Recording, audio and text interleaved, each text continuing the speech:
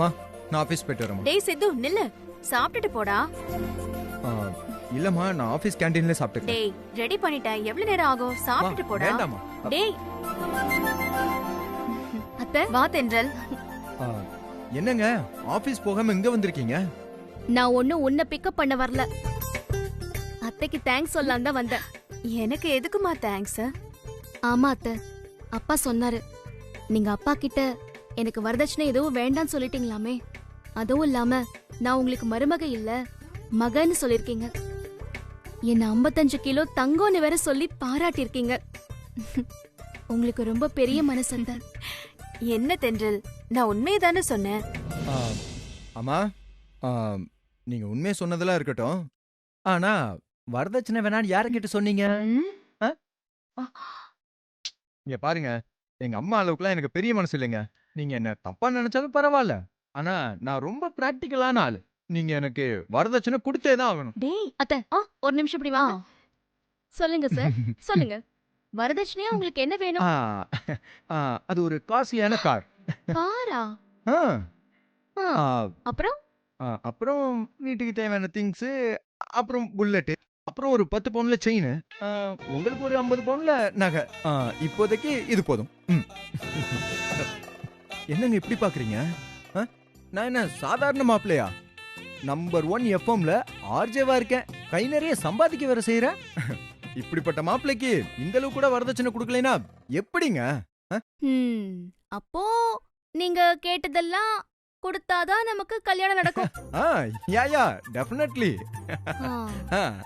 அத்தை, அப்ப வேற வழியே இல்ல அத்தை.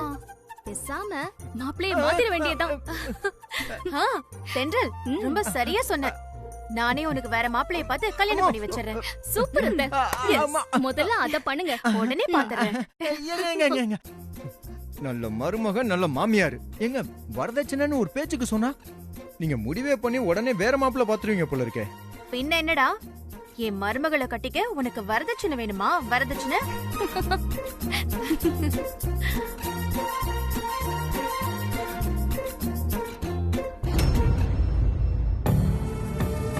என்னாச்சு தென்றல்? நீங்க எனக்கு வரதட்சணை வேண்டாம் அப்படின்னு சொன்ன மாதிரி நிலாவுக்கு ஆண்டாள் பாட்டி கூட வரதட்சணை வேண்டாம் அப்படின்னு சொல்லிட்டாங்க. அப்படியா? அது சந்தோஷமான விஷயம் தானங்க. இதே நீங்க இவ்வளவு டல்லா சொல்றீங்க. இல்ல சித்து, அந்த பாட்டி எங்க குடும்பத்தை முடிஞ்ச அளவுக்கு அவமானப்படுத்திட்டு தான் வரதட்சணையே வேண்டாம் அப்படின்னு சொன்னாங்க. நாங்க ஒண்ணும் இல்லாதவங்க தான், அவங்க கேக்குறத எங்களால கொடுக்கவும் முடியாது. சும்மா கல்யாணத்துக்கு குடும்பத்தோட வந்து சாப்பிட்டா மட்டும் போதும், அப்படி இப்படின்னு எங்க குடும்பத்தை ரொம்ப மோசமா பேசிட்டாங்க. இப்பவே எங்களை இப்படி எல்லாம் அவமானப்படுத்துறாங்க. கல்யாணத்துக்கு அப்புறம் நிலாவை எப்படி எல்லாம் குத்தி காட்டி பேச போறாங்கன்னு யோசிக்கும் போது ரொம்ப பதட்டமா இருக்கு. தென்றல், நீ ஒன்னும் கவலைப்படாதமா. நிலா எல்லாத்தையும் சமாளிச்சிருவா. ஆமாங்க, நீங்க ஏன் தேவையில்லாம மனசை போட்டு குழப்பிக்கிறீங்க?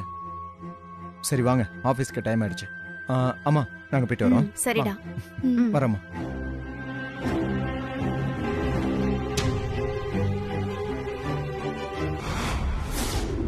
என்ன ராமநாதன், உங்களால ஒரு வாய்தா கூட வாங்க முடியாதா?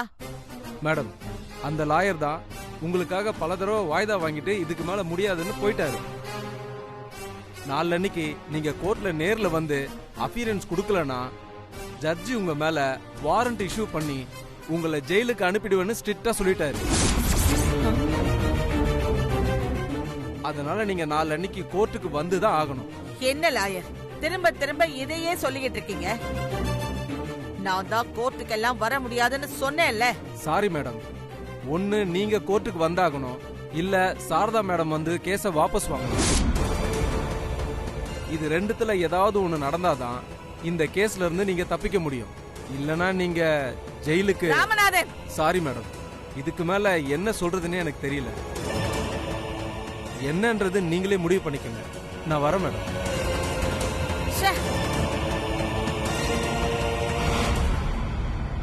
அத்தை, நீங்க லாயர் கிட்ட கோவப்பட்டு எந்த பிரயோஜனமும் இல்ல. அவரு இருக்கிறத தான் சொல்லிட்டு போறாரு. இதுக்கப்புறம் நீங்க தான் முடிவெடுக்கணும். நீங்க கோவப்படாம சாரதா கிட்ட இன்னொரு முறை பேசி பாருங்களேம்மா. அவ கேஸ வாபஸ் வாங்கினாதான் நீங்க தண்டனையில இருந்து முழுசா தப்பிக்க முடியும். என்னடா புரியாம பேசிக்கிட்டு இருக்க? நான் தான் வெக்கத்தை விட்டு அந்த சாரதா கிட்ட பல தடவை பேசி பார்த்துட்டேனே. அவ ஒத்து வரவே மாட்டேங்கிறாளே. ஒரு வேலை செய், எனக்காக நீ அவகிட்ட பேசி பாக்குறியா? அம்மா நானாமா? நான் பேசினா அவ எப்படிமா ஒத்துக்குவா?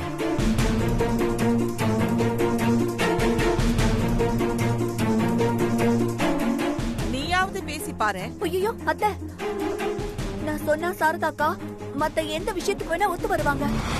ஆனா இந்த விஷயத்துக்கு மட்டும் ஒத்தே வரமாட்டாங்க. அதானே, ஒரு பேச்சுக்கு கூட எனக்காக அவகிட்ட பேசி பாக்குறேன்னு யாருமே சொல்ல மாட்டேங்கிறீங்க. அம்மா உங்க எல்லாருக்கும் நான் ஜெயிலுக்கு போனாதான் சந்தோஷம். அப்படிலாம் இல்லம்மா.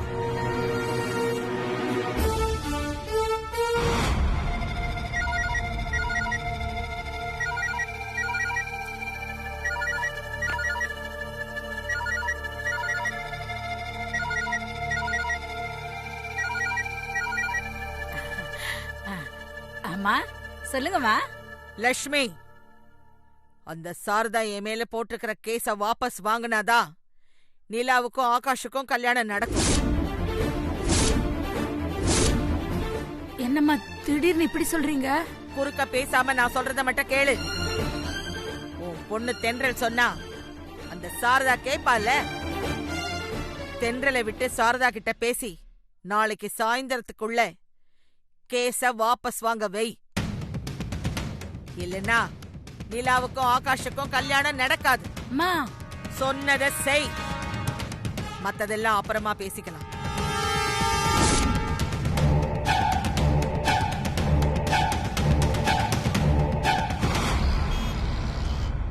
இதெல்லாம் ஓகே மச்சான், என் ஆளை பார்த்த? டேய், நான் இங்க இருக்கேன்டா. ஓ இங்க இருக்கியா? டேய், மச்சான், வைத்தியம் கண்ணாடியை கழட்டுறா. சாரி மச்சான், கண்ணாடி போடனா சின்ன கன்ஃபியூஷன். சரி, என் ஆளை பாத்தியா? யாரு? உன் கண்ணுல படுற எல்லா பொண்ணுங்களையுமே உன் ஆளுன்னு தான் சொல்றேன். ஆமா, அதுல இப்ப எந்த பொண்ணை கேக்குற? ஏய், ஏன் மேகியை தான்டா கேக்குறேன்.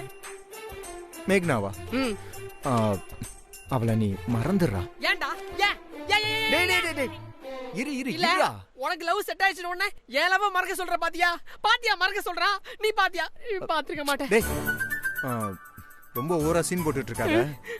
அவ இன்னும் 6 மாசத்துக்கு இந்த பக்கமே வர மாட்டா. இருக்கட்டும், நாளைக்கு வந்துருவால. முட்டலோட நீ.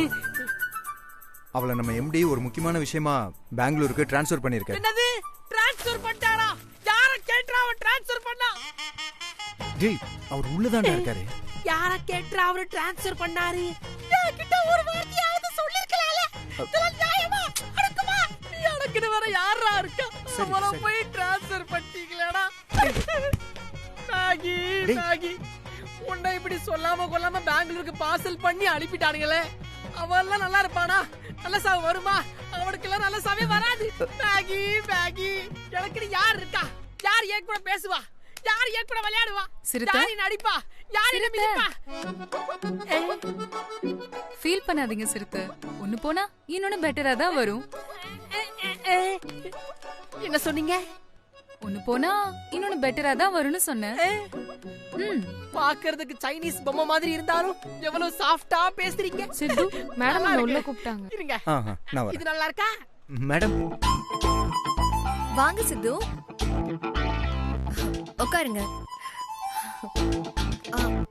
உட்காருங்க சித்து. வேணாம் மேடம், எதுக்கு சேர்லலாம்? அட உட்காருங்க சித்து. இங்க வாங்க நீங்க. இல்ல மேடம். சித்து வாங்க. மேடம் இங்க உட்காருங்க. இன்னைக்கு நான் ஒரு மேஜிக் பண்ண போறேன். மேஜிக்கா? ஐயோ, இன்னைக்கு என்ன பண்ண போறாங்கன்னு தெரியலையே. மேடம் மேடம், எதுக்கு மேடம் கண்ணெல்லாம் கட்டிட்டு இருக்கீங்க? ஐயோ, அதான் சொன்னேன்ல சித்து, நான் மேஜிக் பண்ண போறேன்னு. கண்ணை கட்டிட்டு என்ன மேடம் மேஜிக் பண்ண போறீங்க? அதெல்லாம் நீங்க ஃபைனலா தெரிஞ்சுக்கோங்க சித்து. ஒரு 5 நிமிஷம் எதுவுமே பேசாம எனக்கு கோஆபரேட் பண்ணணும். மேடம் மேடம் ப்ளீஸ் சித்து. என்ன மேடம் இப்படி பண்றீங்க மேடம்? நான் உங்களோட சிஇஓ. நான் என்ன சொன்னாலும் அத நீங்க அப்படியே செய்யணும். அத விட்டுட்டு அனாவசியமா இப்படி கேள்வி எல்லாம் கேட்டுட்டு இருக்க கூடாது. அப்புறம் நான் உங்களை வேலையை விட்டே தூக்கிடுவேன். உன்ன இதையே சொல்லி பயமுறுத்துங்க மேடம். பேசாம அமைதியா இருங்கன்னு சொன்னேன். Okay okay okay madam. ஐயோ, நம்மள வச்சு என்ன பண்றாங்கன்னு தெரியலையே. கடவுளே, நீதான் என்ன காப்பாத்தணும்.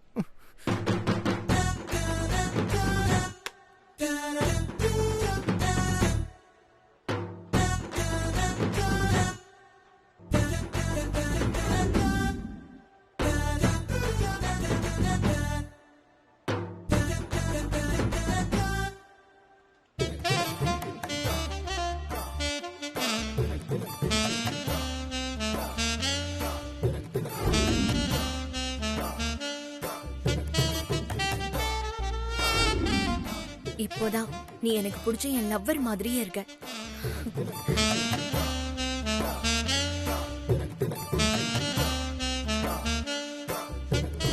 சித்து,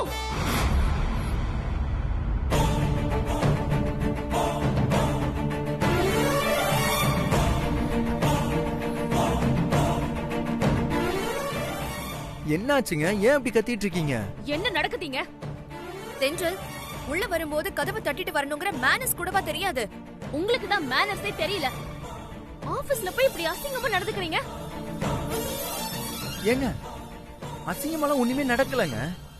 மேடம் தான் ஏதோ மேஜிக் பண்றேன்னு சொல்லி என் கண்ணை கட்டி சேர்ல உட்கார வச்சாங்க. அப்புறம் என் தலையில ஏதோ மேஜிக் பண்ணாங்க. ஆமா, அது என்ன மேஜிக் நான் இன்னும் பார்க்கவே இல்லையே. போது நிறுத்து. இவங்க உன் கண்ணத்துல முத்தம் கொடுக்க வந்தது உனக்கு மேஜிக்கா தெரியுதா? என்னது முத்தமா? இல்ல சித்து, நான் உங்களோட கெட்டப்ப எனக்கு பிடிச்ச மாதிரி மாத்தினேன். அதுக்கப்புறம் உங்க ஃபேஸ் எப்படி இருக்குன்னு கொஞ்சம் உங்க பக்கத்துல வந்து க்ளோஸா வாட்ச் பண்ணேன். அத இவங்க முத்தம் கொடுக்க வந்தேன்னு தப்பா புரிஞ்சுக்கிட்டாங்க போல இருக்கு.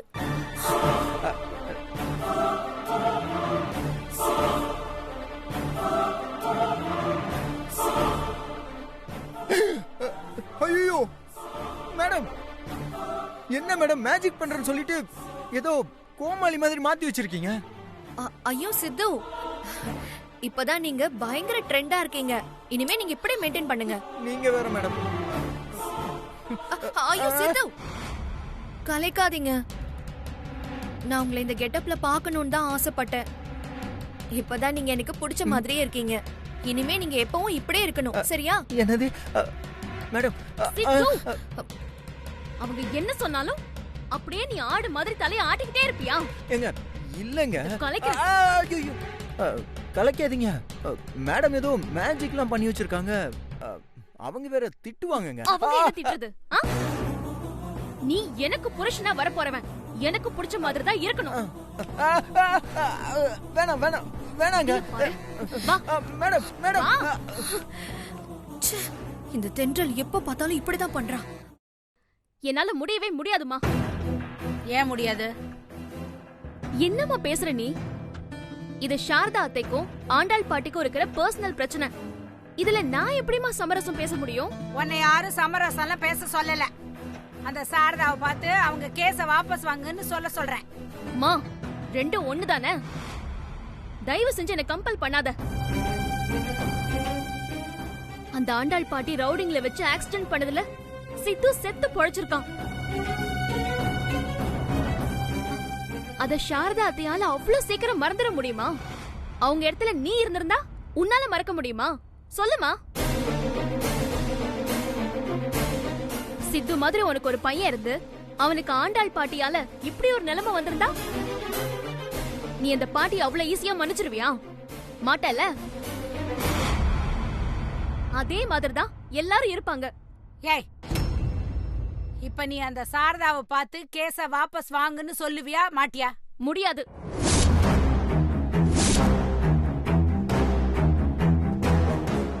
ஏய், ஏண்டி இப்படி பிடிவாதம் பிடிக்கிற? தயவு செஞ்சு உன் தங்கச்சி நிலைமைய கொஞ்சம் நினைச்சு பாரு. இவளுக்கும் ஆகாஷ் தம்பிக்கும் நிச்சயதார்த்தமே முடிஞ்சு போச்சு. இப்ப போய் கல்யாணம் நடக்கலைன்னா இவளை யாரு கட்டிப்பாங்க? ஏன் கட்டிக்க மாட்டாங்க? மணமேடை வரைக்கும் போய் ஏன் கல்யாணமே நின்னு போச்சு. அதுக்கப்புறம் சித்து என்னை ஏத்துக்கலையா? அதே மாதிரி இவளையும் யாராவது ஒரு நல்லவன் ஏத்துக்கணும். அது எப்படிக்கா நடக்கும்? நான் ஆகாஷத்தான் பேர நெஞ்சில பச்சை குத்தி வச்சிருக்கேன். இத மீறி என்ன வேற யார் ஏத்துப்பா? ப்ளீஸ்கா, தயவு செஞ்சு சாரதா ஆண்டிய பார்த்து கேஸ வாபஸ் வாங்க சொல்லுக்கா. நீ சொன்னாதான் கண்டிப்பா அவங்க கேட்பாங்க. எங்க கண்ணு முன்னாடியே நம்ம பொண்ணு நிலா வாழ்க்கை கேள்விக்குறியா நிக்குது. இது இவளுக்கு தான் புரியலன்னா உங்களுக்கு புரியல. நீங்களாச்சும் அவளுக்கு எடுத்து சொல்லுங்க. நீங்க எப்படி சொல்லுவீங்க? நீங்களும் இவ்வளவு மாதிரி தானே. உங்க 2 பேருக்குமே நிலா வாழ்க்கை எப்படி போனாலும் கவலை இல்ல, அப்படிதானே? அம்மா, தேவையில்லாம எதோ பேசிட்டு இருக்காத. இவ மேல உன்னை விட எனக்கும் அப்பாவுக்கும் அக்கறை ஜாஸ்தியாவே இருக்கு. அக்கறை ரொம்ப இருக்கிறதுனாலதான் இவ கல்யாணம் நின்னு போனாலும் பரவாயில்ல, அந்த சாரதா கிட்ட போய் அந்த கேஸ வாபஸ் வாங்கன்னு சொல்ல மாட்டேன்னு அடம் பிடிச்சிட்டு நிக்கிறேன். அம்மா, நான் என்ன பேசினாலும் சுத்தி சுத்தி அதே இடத்துக்கு வராத. இதெல்லாம் இப்படி நடக்கும்னு முன்னாடியே தெரிஞ்சுதான் நானும் அப்பாவும் ஆரம்பத்துல இருந்தே நிலா அந்த வீட்டுக்கு மருமகளா போக வேண்டாம் அப்படின்னு சொல்லிக்கிட்டே இருக்கோம். ஆனா நீதான் புரிஞ்சுக்காம இப்ப நிச்சயதார்த்தம் வரைக்கும் கொண்டு போயிட்ட. இப்ப பாரு, கல்யாணத்துக்கு முன்னாடியே அந்த பாட்டி நம்மள எப்படி எல்லாம் பிளாக்மெயில் பண்றாங்கன்னு. இப்ப நீ அதெல்லாம் பேசாத. அந்த சாரதாவை பார்த்து கேஸ வாபஸ் வாங்க சொல்லுவியா மாட்டியா? அத மட்டும் சொல்லு. அக்கா ப்ளீஸ்கா, எனக்காக ஒரே ஒரு தடவை பேச. ஆண்டி கிட்ட பேசுக்கா ப்ளீஸ்கா. அக்கா, இவதான் இவ்வளவு தூரம் கெஞ்சரா இல்ல, பாக்க பாவமா இருக்குக்கா. சும்மா ஒரு பேச்சுக்காவது அந்த சாரதா ஆண்டி கிட்ட பேசி பாருக்கா. அவங்க என்னதான் சொல்றாங்கன்னு பாக்கலாம். அக்கா ப்ளீஸ்கா, இப்பவே பேசுக்கா. அக்கா ப்ளீஸ்கா, எனக்காக ஒரே ஒரு தடவை பேச. நான் யார்கிட்ட பேசணுமோ அவங்க கிட்ட பேசுறேன். அக்கா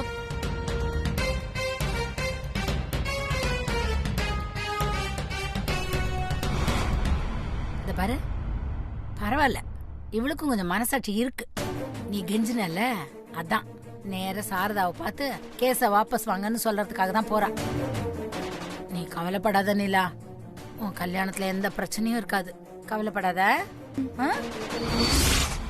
உங்களுக்கு ஏன் அம்மா வேணா அடிமையா இருக்கலாம், ஆனா என்னையும் அப்படி எதிர்பார்க்காதீங்க. நான் யாருக்கும் அடிமையா இருக்க விரும்பினதே இல்ல. என்ன பயம் காட்டுறீங்களா? நீங்க பயம் காட்டினா நான் அப்படியே பயந்துருவேனா?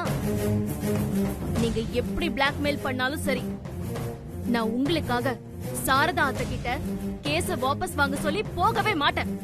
நீ பேசலன்னா உன் தங்கச்சி கல்யாணம் நடக்காதுமா. நடக்கலன்னா போயிட்டு போகுது, எனக்கு அதுதானே வேணும். நான் ஆரம்பத்துல இருந்தே இதானே சொல்லிட்டு இருக்கேன். என் தங்கச்சி உங்க வீட்டுக்கு மருமகளா வந்து உங்களுக்கு அடிமையா இருக்கிறது எனக்கு சுத்தமா பிடிக்கலன்னு. அப்போ உன் தங்கச்சி கல்யாணம் நடக்காம போனா உனக்கு ரொம்ப சந்தோஷங்கிற. இப்ப தமிழ் தானே சொன்னேன், புரியலையா உங்களுக்கு? ஏய், நிச்சயதார்த்தம் நடந்ததுக்கு அப்புறம் உன் தங்கச்சிக்கு கல்யாணம் நடக்கலன்னா நஷ்டம் எனக்கு இல்லடி, உன் தங்கச்சிக்கும் உன் குடும்பத்துக்கும் தான் பெருத்த அவமானம். அப்படி என்ன பெருசா அவமானம் வந்துட போகுது? அக்காக்காரி கல்யாணம் மணமேடை வரைக்கும் வந்து நின்னு போச்சு. தங்கச்சி கல்யாணம் நிச்சயதார்த்தத்தோட நின்னு போச்சு அப்படின்னு இந்த ஊரே உங்களை பார்த்து கேவலமா பேசும். அதுக்கப்புறம் நீங்க குடும்பத்தோட சாக வேண்டியதுதான். நாங்க எதுக்காக சாகணும்? இந்த உலகத்துல அடுத்தவங்களால அவமானப்படாத மனுஷங்களே இல்லையா? எவ்வளவுதான் நல்ல விதமா இருந்தாலும் அவங்கள பார்த்து வேலை இல்லாத 4 பேர் கொலைக்கத்தான் செய்வாங்க. அதுக்காக தூக்கு போட்டுக்கிட்டு செத்துற முடியுமா? எனக்கு, சாரதா அத்தைக்கு, மாதவி அத்தைக்கு, எங்க 3 பேருக்கும் மனசாட்சியே இல்லாம என்னென்னமோ கொடுமை பண்ண நீங்களே எந்த உறுத்தலும் இல்லாம இவ்ளோ கர்வத்தோட வாழ்ந்துட்டு இருக்கும்போது எந்த தப்புமே செய்யாத என் குடும்பம் எதுக்காக சாகணும்? ஏய், இப்ப முடிவா என்ன தாண்டி சொல்ல வர்ற? அதான் ஏற்கனவே சொல்லிட்டேன்ல. நீங்க என் தங்கச்சி கல்யாணத்தை நிறுத்தினாலும் பரவாயில்ல, நான் உங்களுக்காக சாரதா அத்தை கிட்ட கேஸ வாபஸ் வாங்க சொல்லி பேச மாட்டேன்னு. என்னடி, கூட பிறந்த தங்கச்சியோட கல்யாணம் நடக்காம நின்னு போறத இவ்வளவு சாதாரணமா சொல்லிக்கிட்டு இருக்க? இதுக்கப்புறம் உன் தங்கச்சிய வேற எவன் கட்டிப்பான்? ஏன் உங்க பேரனை விட்டா என் தங்கச்சிக்கு வேற மாப்பிள்ளையே கிடைக்க மாட்டானா? வேற மாப்பிளைய கல்யாணம் பண்ணிக்க உன் தங்கச்சி எப்படி சம்மதிப்பா? அவதான் ஆகாஷ் பேர நெஞ்சில பச்சை குத்தி வச்சிருக்காளே.